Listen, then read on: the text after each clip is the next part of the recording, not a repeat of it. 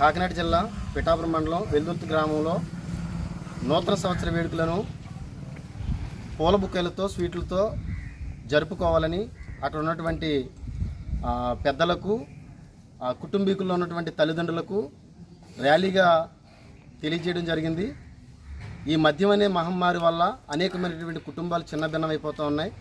31st night చాలామంది యవనస్తులు మద్యం మత్తులో మాదక ద్రవ్యాలతో వారి యొక్క బళ్ళ మీద చాలా ప్రమాదకరమైన పరిస్థితులకి వెళ్ళిపోయి మరణించడం జరుగుతుంది.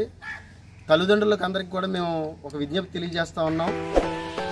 మీ బిడ్డలను పూల బుకేలతో స్వీట్లతో ఈ నూతన సంవత్సర వేడుకలను కుటుంబంతో జరుపుకోవాలని, మీ యొక్క బిడ్డలను బయటకు పంపించకుండా ఒక బాధ్యత తీసుకోవాలని మేము కుటుంబంలో ఉన్నటువంటి తల్లిదండ్రులకు మేము తెలియజేస్తూ ఉన్నాం.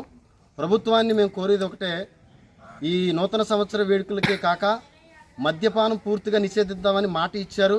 ఆ మాటను నిలబెట్టుకోవాలని, అనేక కుటుంబాలను అనేక బిడ్డలను రక్షించాలని మద్యపాన వ్యతిరేక పోరాటం తరపున నాయకుల తరపున మేము అందరం కూడా డిమాండ్ చేస్తూ ఉన్నాం.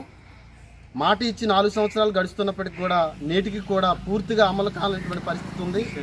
ఈ మద్యపాన నిషేధం అనేది పూర్తిగా చేయాలని ప్రభుత్వం వారిని మేము హెచ్చరించి మేము తెలియజేస్తూ ఉన్నాం.